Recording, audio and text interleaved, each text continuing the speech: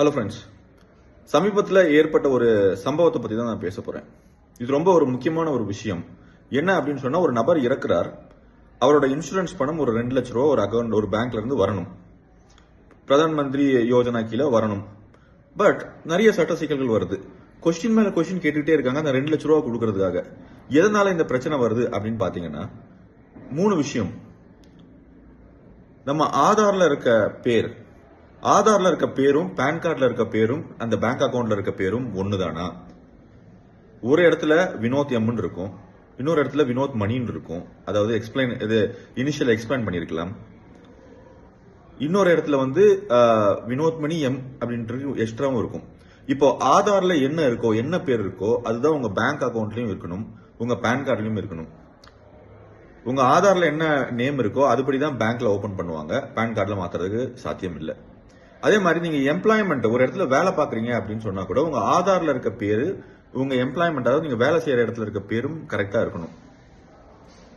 Pan கார்டுலயும் பேர் மாத்தியே தான் தீரணும். ஆதார் படி பேன் மாத்திரலாம், பேன் படி ஆதார் மாத்துறது கஷ்டம்.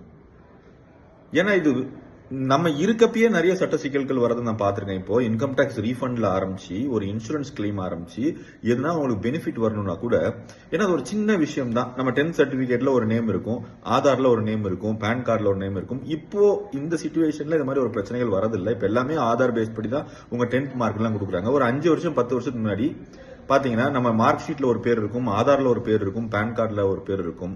தயவு செய்து உங்க ஆதார்ல என்ன பேர் இருக்கோ முழுமையான அந்த பேர் தான் உங்க பேங்க் அக்கௌண்ட்லயும் இருக்கணும், உங்க பேன் கார்டுலயும் இருக்கணும்.